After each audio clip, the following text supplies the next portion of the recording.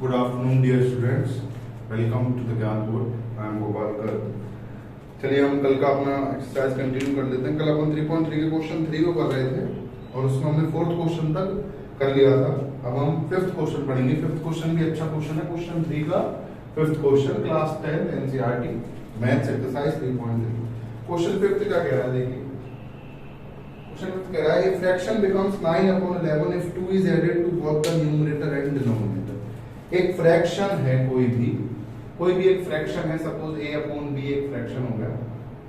ये 9/11 बन जाता है अगर दोनों न्यूमरेटर और डिनोमिनेटर में कितना ऐड करें 2. कह रहा है फ्रैक्शन बिकम्स 9/11 कब. अभी नहीं है 9, ऐसे नहीं है. जब हम दोनों में न्यूमरेटर में और डिनोमिनेटर में 2 ऐड करें तो ये बन जाता है 9/11. And if 3 is added to both the numerator and denominator, it becomes 5/6. और अगर हम 3 ऐड करें दोनों में तो ये बन जाता है 5/6. अगर हम 2 ऐड ना करके 3 ऐड करें तो ये जो आते हैं न्यूमरेटर डिनोमिनेटर सिंपलीफाई होकर कितना बन जाते हैं 5/6. आपको दोनों फ्रैक्शन फाइंड करनी है. यानी आपको a/b की वैल्यू फाइंड करनी है. देखिए भाई स्टार्ट करेंगे. अब सीधी सी बात, दो एंटाइटीज हैं अपने पास हैं. एक न्यूमरेटर मानेंगे और एक डिनोमिनेटर मानेंगे. तो हम मान लेते हैं let the numerator of fraction is y. हमने मान लिया कि न्यूमरेटर y है एंड डिनोमिनेटर हमने मान लिया x.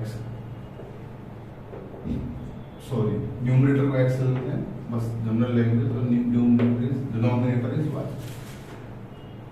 ये ऐसा जरूरी नहीं है कि न्यूमरेटर x ही लेना है. बस एक फ्लो बना रहता है. शुरू में x मानते हैं फिर y मानते हैं, इसलिए अपन ने ऐसे मान लिया. बाकी आप उल्टा भी कर सकते हैं. तो हमने मान लिया फ्रैक्शन का न्यूमरेटर x है और डिनोमिनेटर y. देन फ्रैक्शन, तो अगर न्यूमरेटर x है डिनोमिनेटर y है तो फ्रैक्शन क्या हो जाएगी आपकी न्यूमरेटर अपॉन डिनोमिनेटर, मतलब x अपॉन y. आगे क्या कह रहा है. ये फ्रैक्शन बन जाती है 9/11 if 2 is added to both the numerator and the denominator according to question के अकॉर्डिंग क्या कह रहा है. अगर अपन न्यूमरेटर में 2 ऐड कर दें यानी x में 2 ऐड कर दें और डिनोमिनेटर में भी 2 ऐड कर दें यानी y में 2 ऐड कर दें तो ये जो फ्रैक्शन है वो कितनी बन जाती है. वो बन जाती है 9/11. ये पहली कंडीशन के हिसाब से इक्वेशन बना ली. इसको अपन जनरल फॉर्म से लेकर आएंगे ax + by + c वाली में. कैसे इसका क्रॉस मल्टीप्लाई करेंगे. क्रॉस मल्टीप्लाई करेंगे तो देखिए क्या आएगा. 11 का x + 2 से मल्टीप्लाई हो जाएगा इक्वल 9 का मल्टीप्लाई y + 2 से हो जाएगा. आगे मल्टीप्लाई करेंगे 11x + 11 × 2 22 इक्वल 9y + 9 × 2 is 18. इसको आगे सॉल्व करेंगे तो ये बन जाएगी 11x 9y इधर आ जाएगा -9y और ये 22 अपन उधर ले जा सकते हैं. 18 इधर प्लस का है 22 इधर जाके माइनस का हो जाएगा. ये आ जाएगा -4. 18 में से जब 22 जाएंगे ये आपकी फर्स्ट इक्वेशन होगी. कौन सी कंडीशन से. पहली वाली कंडीशन से. ऐसी दूसरी कंडीशन आपको गिवन है कि अगर हम दोनों में न्यूमरेटर में 3 ऐड करें और डिनोमिनेटर में 3 ऐड करें तो फ्रैक्शन 5/6 आ जाती है. ऑल्सो क्या गिवन है आपको x + 3 y + 3 is equals to 5/6. यहां से जब आप आगे चलेंगे इसको भी ऐसी क्रॉस मल्टीप्लाई से इसकी इक्वेशन बनाएंगे.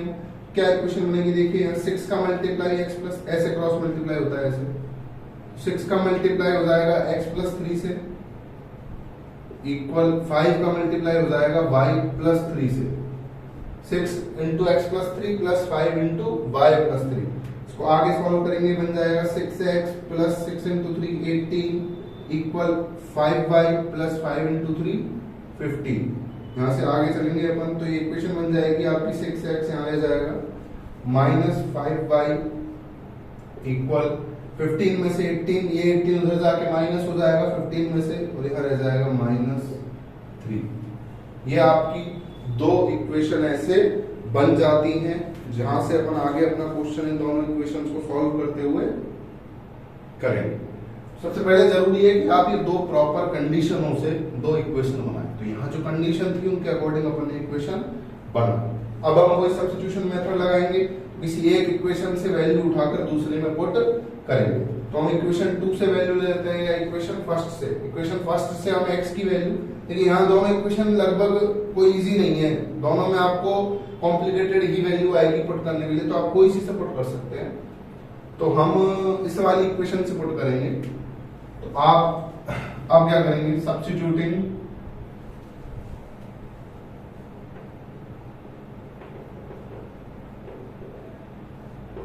Value of x from equation 1 to equation 2। Equation 1 से x की वैल्यू इक्वेशन 2 में पुट करेंगे। तो 1 से पहले x की वैल्यू निकाल लेते हैं अपन, क्या आएगी देखिए 11x माइनस 9y इक्वल -4, ये आपकी इक्वेशन 1 है। यहाँ से x की वैल्यू निकालेंगे तो 11x यहीं छोड़ देंगे, ये -4 उधर प्लस का 9y हो जाएगा। x निकालने के लिए 11 इसके डिवाइड में चला जाएगा, पूरे के डिवाइड में अपॉन 11 हो जाएगा। ये आपकी x की वैल्यू, इसको सपोज इक्वेशन 3 डाल दें, इसको अपन किस में पुट करेंगे, इक्वेशन 2 में, पुटिंग इन इक्वेशन 2। x को इक्वेशन 2 में पुट करा तो यहां देखिए क्या बनेगा, 6 इंटू x यहां लिखा हुआ है 6x में x, इस x की जगह आप क्या पुट कर सकते हैं, -4 प्लस 9y अपॉन 11, ये पूरी वैल्यू x की जगह पुट हो गई। आगे है -5y और इक्वल है -3।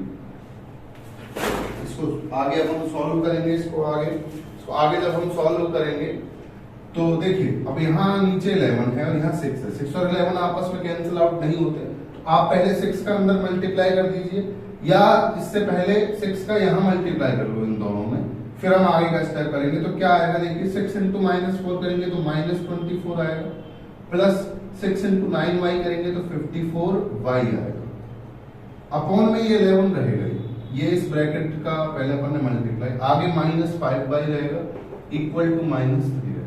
अब जब ऐसे आपको फ्रैक्शन वैल्यू में नीचे कोई वैल्यू मिले इक्वेशन में, तो आप या तो एलसीएम ले लें, नहीं तो आप इस फ्रैक्शन नीचे वाली डिनोमिनेटर की वैल्यू का पूरी इक्वेशन में क्या करते हैं, मल्टीप्लाई करते हैं। तो हम ये कर सकते हैं,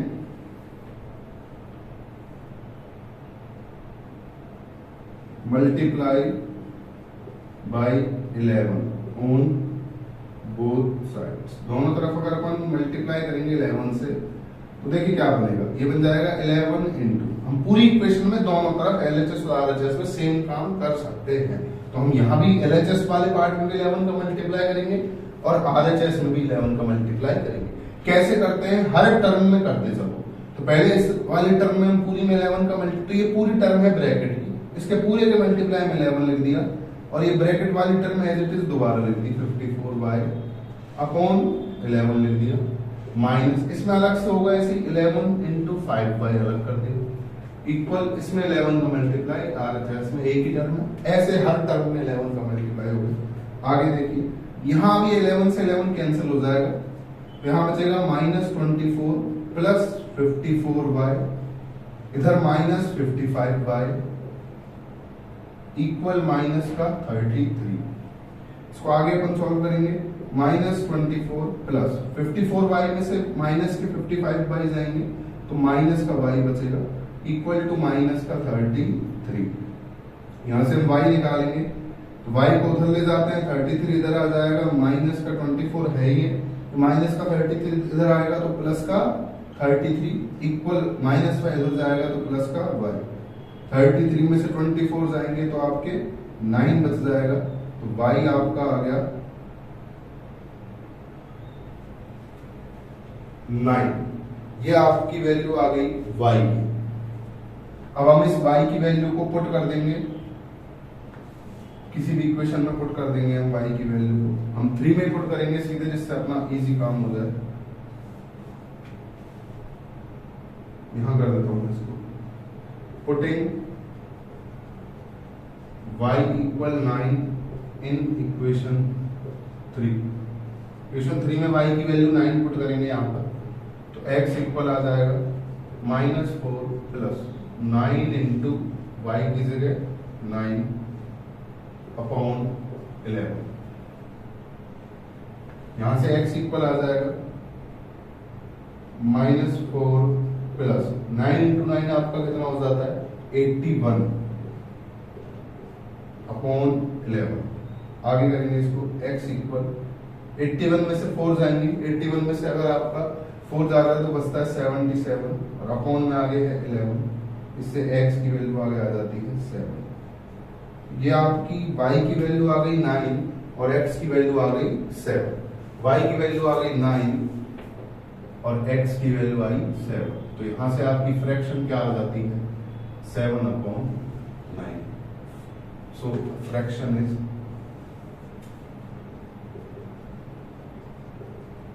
fraction is x upon y equal to 7 upon 9। ये आपकी फ्रैक्शन आ जाती है 7 अपॉन 9। अब आप इसको चेक कर सकते हैं। हम कैसे चेक करते हैं, आप यहाँ x और y की जगह 7 अपॉन 9 से कट के देखेंगे हम कंडीशन में। ये तो इक्वेशन है, चलो कंडीशन क्या कह रही थी, आपकी फ्रैक्शन आई है 7 अपॉन 9। कंडीशन कह रही थी कि अगर न्यूमरेटर में भी 2 जोड़े, डिनोमिनेटर में भी 2 जोड़े तो क्या बन जाती है फ्रैक्शन 9 अपॉन 11। जोड़ के देखिए, 7 में 2 जोड़ेंगे और 9 में 2 जोड़ेंगे, बन रही है 9 अपॉन 11। पहली कंडीशन सेटिस्फाई हो रही है। दूसरी कंडीशन क्या थी कि अगर दोनों में 3 जोड़े, 7 में 3 और 9 में 3, तो फ्रैक्शन बनती है 5 अपॉन 6। देखें क्या बनती है 10 अपॉन 12 बन रही है अपनी। 7 प्लस 3 10, 9 प्लस 3 12। 10 अपॉन 12 लेकर अगर हम 2 से सिंप्लीफाई कर देंगे तो 2 5 10 और 2 6 12, तो ये बन रही है 5 अपॉन 6। ये दोनों कंडीशन अपनी वेरीफाई हो गई हैं, अपना आंसर मतलब सही है। ये आपका 3.3 का क्वेश्चन, थर्ड का 5th क्वेश्चन हो जाता है। इसके साथ ये लैंग्वेज वाले जो 2 टफ क्वेश्चन थे वो भी हमने कर लिए हैं। लास्ट जो क्वेश्चन है 6th, वो इजी क्वेश्चन है, एज वाला, ऐसा आपने 3.1 में करा है, तो इसकी इक्वेशन आप खुद बनाना और उनको उस पर ऐसे ही सब्स्टिट्यूशन मेथड से सॉल्व करके देखिएगा।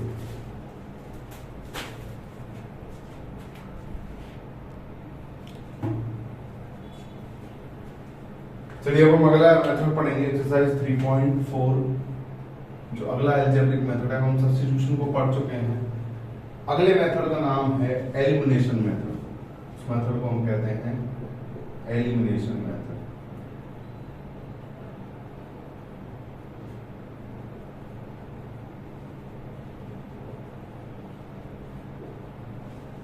एलिमिनेशन मेथड को पढ़ेंगे। स्टार्ट करेंगे सीधे 3.4 के फर्स्ट क्वेश्चन से। इजी मेथड है ये, सारे मेथड्स में सबसे इजी मेथड है ये पेयर ऑफ लीनियर इक्वेशंस को सॉल्व करने का। अगर आपने ये मेथड सीख लिया तो आप कहीं भी कैसी भी लीनियर इक्वेशन बने आप उनको जल्दी सॉल्व कर पाएंगे। सारे मेथडों से छोटा मेथड है।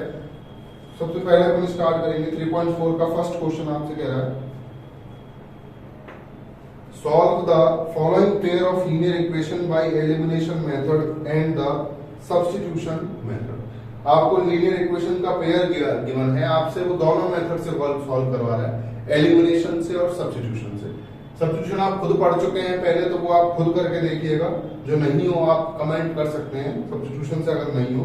हम एलिमिनेशन करेंगे तो फर्स्ट पेयर आपको गिवन है x plus Y equal to 5 and दूसरी इक्वेशन आपको गिवन है 2x minus 3y equal to 4। ये आपकी दो इक्वेशन हो गई, इनको हम एलिमिनेशन मेथड से सॉल्व करेंगे। इसको मैं इक्वेशन 1 डाल देता हूं और इसको मैं इक्वेशन 2। देखिए एलिमिनेशन का मतलब होता है वैसे हटाना। आपको मैं बता चुका हूं कि यहाँ 2 वेरिएबल है। अगर यहाँ y की जगह x होता, बस एक ही वेरिएबल होता, सपोज यहाँ 3 लिखा होता, तो x की वैल्यू सीधे सीधे आ जाती 5 माइनस 3 इक्वल टू 2। कहने का मतलब अगर एक इक्वेशन में सिर्फ एक वेरिएबल हो, यहाँ 2 है, अगर एक इक्वेशन में सिर्फ एक वेरिएबल हो तो हम उस वेरिएबल को फाइंड कर सकते हैं। एक इक्वेशन में 2 वेरिएबल नहीं होने चाहिए। तो हम यहाँ क्या करते हैं एलिमिनेशन मेथड में, दोनों इक्वेशन में से किसी एक इक्वेशन को या दोनों को लेते हुए एक नई इक्वेशन बनाते हैं जिसमें से एक वेरिएबल एलिमिनेट कर दिया जाता है। एलिमिनेट का मतलब हटाया जाता है। कैसे हटाते हैं वो देखेंगे हम। तो इसीलिए इसको बोला जाता है एलिमिनेशन मेथड। तो देखिए इसको कैसे करते हैं आप। सबसे पहले तो आप ये देखना है कि आपको इसमें कोफिशिएंट सेम बनाने हैं। या तो आप x का सेम बना लो दोनों में, या y का सेम बना लो। हम फिलहाल y का सेम बना लेते हैं क्योंकि ऑलरेडी यहाँ 3y माइनस में दे रखा है, वो आगे आप धीरे धीरे समझ जाओगे क्वेश्चन होंगे तब। तो कैसे करेंगे, यहाँ आपको इसमें y का कोफिशिएंट 1 है, इसमें y का कोफिशिएंट -3 है, आपको यहाँ 3 लाना है। माइनस पे ध्यान मत दो, आप बस ये देख लीजिए यहाँ 3, यहाँ आपको 3 बनाना है। तो कैसे बनाओगे आप, इस पूरी इक्वेशन फर्स्ट में कितने से मल्टीप्लाई कर दो, इक्वेशन 3 से। तो आप लिखेंगे सबसे पहले multiplying equation 1 by 3 on both sides. Equation 1 में दोनों तरफ आप 3 से मल्टीप्लाई हम कर सकते हैं। इक्वेशन में दोनों साइड्स में हम कुछ भी जोड़ सकते हैं, कुछ भी माइनस कर सकते हैं, किसी से भी मल्टीप्लाई कर सकते हैं और किसी का भी डिवाइड कर सकते हैं। तो हम इक्वेशन 1 में 3 से मल्टीप्लाई कर रहे हैं दोनों तरफ। तो देखिए क्या आता है, कैसे मल्टीप्लाई करेंगे आप, x प्लस वाई इक्वल 5। इस पूरी इक्वेशन में हम कितने से मल्टीप्लाई करते हैं, 3 से। आगे मैंने आपको अभी भी बताया था मल्टीप्लाई वहां जब 11 का करा, हर टर्म में हम अलग अलग मल्टीप्लाई करेंगे। तो हम मल्टीप्लाई कर सकते हैं, आप इसको ऐसे लिख लो, या तो दोनों साइड करना है, बोथ साइड। तो LHS पूरा ये x प्लस वाई है, इसमें 3 का मल्टीप्लाई, और इधर RHS में 3 का मल्टीप्लाई।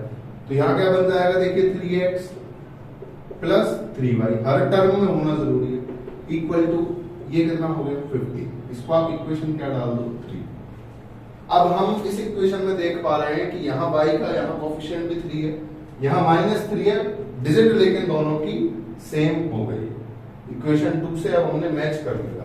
इतना करने के बाद आपको इस इक्वेशन में जो आपने कोफिशिएंट सेम करके बनाई है, और इस वाली इक्वेशन में ये देखना है कि जो आपने सेम करा, यहाँ हमने y सेम करा, कितना करा 3y, यहाँ कितना है -3y। आपको ये देखना है कि 3y और -3y सीधे ऐड करने पर कटेंगे या एक दूसरे से माइनस करने पर कटेंगे। आप जब कंफ्यूज हो जाओ तो आप ये देखो, अगर आप कंफ्यूज हो जाओ उस चीज में, अगर सेम साइन है दोनों के, यहाँ सेम नहीं है, यहाँ -3 है +3 है, अगर ये +3y होता, सपोज ये +3y होता और ये +3y अपना आया, तो हम किसी एक इक्वेशन में से दूसरी को माइनस करते, 3y में से 3y माइनस करते। लेकिन अगर एक प्लस का है और एक माइनस का है, तो सीधे दोनों इक्वेशंस को क्या करते हैं, आप ऐड करते हैं। कैसे लिखेंगे आप, एडिंग इक्वेशन 2 एंड 3। अब इक्वेशन सेकंड और थर्ड को क्या करते हैं, सीधे ऐड करते हैं। कैसे ऐड होती है, देखिए एक इक्वेशन को लिखिए पहले आप, 2x minus 3y equal to 4। Simple, जैसे हम बचपन में ऐड करते थे वैसे ऐड करेंगे। दूसरी इक्वेशन लिखिए आप, 3x प्लस 3y इक्वल 15। एक लाइन खींचेंगे ऐसे, अब हर लाइक टर्म को ऐड करते जाएंगे। x वाली टर्म जो है वो ऐड हो जाएंगी, तो 2x और 3x दोनों प्लस के हैं, तो ये बन जाएंगे 5x। 3y और -3y, एक माइनस का 3y एक प्लस का, दोनों ऐड होंगे तो क्या हो जाएंगे, कैंसिल हो जाएंगे, इक्वल टू 15 and 4 90। अच्छा, ये बेसिक मैथ्स आपको आनी चाहिए कि -3y और +3y कैसे ऐड होते हैं। यहां आप देख रहे हैं हमने y एलिमिनेट कर दिया, y एलिमिनेट कर दिया, हमारे पास सिर्फ x में इक्वेशन बन गई। यहां से अगर मैं x की वैल्यू निकालूं, यहां से x की वैल्यू आएगी 19/5, ये आपकी x आ गई। अब इस x को आप इसमें कोई सी इक्वेशन में पुट कर दीजिए। ये देखें छोटी कौन सी है, तो ऑब्वियस सी बात है छोटी है, तो हम यहाँ x की वैल्यू को इसमें पुट कर देंगे। Putting value of x in equation first, equation 1 में x की जगह कितना पुट कर देंगे, 19/5। तो वहां क्या आएगा, 19/5 प्लस y इक्वल टू 5। ये आपका x पुट हो गया। यहां से y निकालेंगे, y इक्वल हो जाएगा 5 माइनस ये 19/5, इधर किसका हो जाएगा, माइनस, y इक्वल आपका आएगा 5 माइनस 19/5। इसको आगे सॉल्व करेंगे, y इक्वल आ जाएगा 5 एलसीएम हो जाएगा कि 5 5 जा 25 माइनस 9, यहाँ से y आपका आ जाएगा 6/5। ये आपकी x और y की वैल्यूज आ गई। आप यहाँ पुट करके इसको चेक कर सकते हैं कि अपनी वैल्यू सही आई है या नहीं आई। यहाँ जब आप x और y की जगह पुट करेंगे वैल्यूज तो आपको पता लग जाएगा कि आपने जो क्वेश्चन किया है वो सही है या नहीं। इस तरह आपका एलिमिनेशन मेथड होता है सॉल्व क्वेश्चन। छोटा क्वेश्चन है, सब्स्टिट्यूशन में लंबा जाता था क्वेश्चन, यहाँ ये थोड़ा छोटा हो जाता है, कैलकुलेशन भी थोड़ी इजी हो जाती है। एक क्वेश्चन और देखेंगे अपन।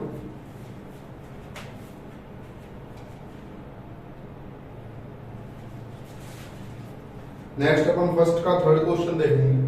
फर्स्ट का थर्ड क्वेश्चन कह रहा है 3x minus 5y minus 4 equal to 0। ये आपकी इक्वेशन फर्स्ट है। सेकंड आपकी इक्वेशन है 9x equal to y plus 7। Equation second हो गई। आपको अभी ये इक्वेशन जनरल फॉर्म में नहीं दे रखी है या ax plus by equal c वाली फॉर्म में नहीं दे रखी, तो आप पहले इनको ऐसे चेंज कर लें। आप बाद में इक्वेशन फर्स्ट सेकंड डाल सकते हैं। तो ये हो जाएगी 3x minus 5y equal 4। Equation first -4 तो जाके प्लस का हो जाएगा, फिर 2y हम यहाँ ले लेंगे तो ये हो जाएगी 9x minus 2y equal to 7। Equation 2। ये आपकी दोनों इक्वेशन हमने ऐसी फॉर्म में बना दी। अब आपको क्या करना है, ये देखना है कि इसके कोएफिशिएंट सेम किए जा सकते हैं। सीधे किसी से मल्टीप्लाई करके। तो यहाँ x का 3 है, यहाँ x का 9, तो हम इसमें 3 का मल्टीप्लाई कर देंगे पूरी इक्वेशन में, तो ये 9x हो जाएगा। इधर एक तरीका, इधर y का भी देख लो, कुछ भी चेंज कर सकते हैं, जरूरी नहीं है x ही करना है y ही करना है। y का -5 है, y का -2 है। यहाँ सीधे कोई नंबर नहीं है नेचुरल नंबर जो इसमें मल्टीप्लाई, यहाँ 2.5 का कर सकते हैं मल्टीप्लाई 5 बनाने को, पर हमें कॉम्प्लिकेटेड वे नहीं चुनना, हमें सिंपल वे चुनना है। चीजें जब आसान तरीके से हो रही हो तो जबरदस्ती चीजों को टफ ना करना, टफ नहीं करना चाहिए हमें उनको इजी वे में कर लेना चाहिए। ऐसा नहीं है कि मैथ में सब कुछ टफ ही होता है, चीजें क्वेश्चंस आसान होते हैं, तो आपको उस तरीके से, तो आपको दिख रहा है कि 3x और 9x सीधे 3 से मल्टीप्लाई कर सकते हैं इक्वेशन फर्स्ट में। तो हम लिखेंगे multiplying by 3 in equation first. Equation first में जब 3 से मल्टीप्लाई करेंगे तो क्या आएगा, तो सारी टर्म में होता है, तो 3 × 3x कर दिया माइनस 3 × 5y कर दिया इक्वल 3 × 4 कर दिया। मैंने आपको अभी भी बताया था कि जब भी इक्वेशन में मल्टीप्लाई करते हैं तो हर टर्म में किया जाता है। इससे क्या बन जाएगी, 3 × 3x हो जाएगा 9x माइनस 3 × 5 हो जाएगा 15y इक्वल 3 × 4 हो जाएगा 12। इसको आप इक्वेशन थर्ड देख सकते हैं। ये आपकी इक्वेशन 2 हो गई, ये आपकी इक्वेशन थर्ड। अब आपको इस इक्वेशन और इस इक्वेशन में देखना है कि दोनों ऐड होंगी या दोनों माइनस होंगी एक दूसरे में। मैंने आपको अभी भी बताया था कि जब ये कोएफिशिएंट आप सेम कर लें तो इनके साइन देखें, तो ये भी प्लस का है, ये भी प्लस का है। जब दोनों के कोएफिशिएंट सेम साइन वाले हैं, देखो इक्वल तो आप कर ही लोगे यहां से, तो इक्वल भी है और साइन भी जब सेम है तो आप किसी एक में से दूसरी इक्वेशन को क्या करें, माइनस करें। तो हम इक्वेशन 3 में से 2 को माइनस कर सकते हैं या 2 में से 3 को माइनस कर सकते हैं। तो आप आगे क्या लिखेंगे, subtracting equation 2 from equation 3। Equation 2 को माइनस कर रहे हैं हम इक्वेशन 3 में से, आप उल्टा भी कर सकते थे। जब आप ये लाइन लिख दो तो एक बार इस पर ध्यान दे लेना, आपने लिखा सबट्रैक्टिंग इक्वेशन 2 फ्रॉम इक्वेशन 3, तो सबट्रैक्ट वर्ड के साथ जब फ्रॉम आता है तो फ्रॉम से पहले जो लिखा होता है वो नीचे आता है। जैसे मैं लिखूं सबट्रैक्ट 5 फ्रॉम 6, तो फ्रॉम से पहले वाला नीचे आएगा, फ्रॉम के बाद वाला ऊपर, मतलब 6 ऊपर आएगा, उसमें से क्या सबट्रैक्ट कर रहे हैं अपन 5। अब आप सोचोगे सर ये बेसिक सी छोटी छोटी बातें क्यों बता रहे हैं, ये जरूरी है। आप क्वेश्चन इसलिए गलत कर देते हैं मैक्सिमम बच्चे, तो ये बेस भी उतना ही आना जरूरी है आपको जितना पूरी आगे की पढ़ाई। कुछ लोग क्या है बेस को मना कर देते हैं कि बेस क्या करें, सीधे ट्रिक पे चलते हैं। ट्रिक्स कभी भी ऐसे नहीं आती, आपको जितना अच्छा आपका बेस होगा उतनी अच्छी आप ट्रिक समझ पाएंगे, इसलिए बेस पर भी उतना ही ध्यान दें, चीजों को डायरेक्ट करने की कोशिश ना करें। देखिए इक्वेशन 2 को सब्ट्रैक्ट करना है इक्वेशन 3 में, फ्रॉम के बाद वाली इक्वेशन ऊपर लिखेंगे, तो हम क्या लिखेंगे 9x minus 15y equal to 12। उसके बाद फ्रॉम के पहले जो लिखी हुई है इक्वेशन 2 उसको नीचे लिखेंगे, 3 में से 2 माइनस कर रहे हैं, ये आ जाएगी 9x minus 2y equal to 7। इतना लिखने के बाद लाइन खींचेंगे।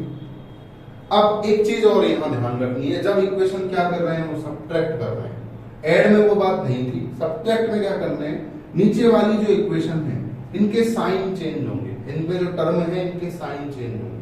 कैसे, ये 9x प्लस का है या कोई साइन नहीं होता तो प्लस का होता है, ये हो जाएगा माइनस, ये माइनस का 2y हो जाएगा प्लस का 2y, और ये प्लस का 7 है ये हो जाएगा माइनस का 7। ये हमने ऐड में चेंज नहीं करे, ऐड में साइन चेंज नहीं करना होता, सब्ट्रैक्ट में करना होता। अब आगे देखिए आप, अब 9x और माइनस 9x कैंसिल आउट हो जाए। अब आपको इन पर ध्यान देना, ये नहीं समझने हैं, ये वाले साइन समझ रहे, माइनस का 15y और प्लस का 2y, फिर कह रहा हूं मैं आपको इस पे ध्यान नहीं देना है कि माइनस 2y कर दो, माइनस का 15y और प्लस का 2y आएगा माइनस का 13y, 2y में से 15y चलेगा, इक्वल 12 में से 7 जाएंगे तो आएगा 5।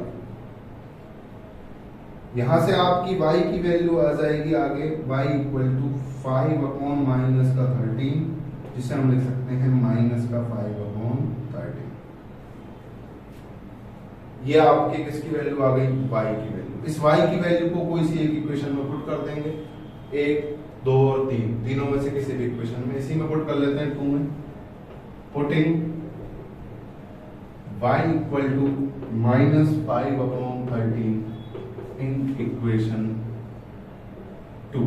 इक्वेशन 2 में y की वैल्यू माइनस 5 अपॉन 13 पुट करेंगे, देखिए क्या आएगा, 9x माइनस 2, y की जगह पुट कर रहे हैं minus 5 upon 13 equal to 7।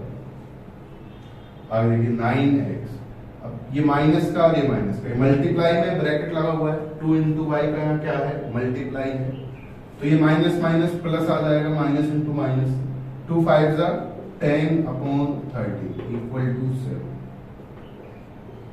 9x equal to 7 minus 10 upon 30, 10 upon 13 हो जाएगा माइनस हो जाएगा। इसमें एलसीएम ले लेंगे 13, 13 7 जा 91 माइनस 10, ये आपका बन जाएगा 81 अपॉन 30। यहां से 9x की वैल्यू आई 81 अपॉन 30, आपको यहां से x निकालना है तो x इक्वल हो जाएगा 81 अपॉन 13, इसी में ये 9 जो है ये 13 के मल्टीप्लाई में आ जाएगा, पूरे 81 अपॉन 13 में इसका क्या चला गया, डिवाइड, तो जब डिवाइड पे डिवाइड जाए तो वो दोनों नीचे मल्टीप्लाई हो जाते हैं। 81 अपॉन 13 में 9 का डिवाइड करा, ये 9 से 81 9 टाइम कैंसिल हो जाएगा, तो x की वैल्यू आपकी आ गई 9 upon 30, x equal 9 upon 30, y आपका आया माइनस 5 अपॉन 13 और x आपका आया 9 अपॉन 13। ये आपका क्वेश्चन एलिमिनेशन मेथड से फर्स्ट का आपने एक और क्वेश्चन कर लिया। तो आपने दोनों तरह के एलिमिनेशन मेथड देख लिए, सब्ट्रैक्ट वाला भी और ऐड वाला। ये सब्ट्रैक्ट वाला था, पिछला अपन ने ऐड वाला देखा।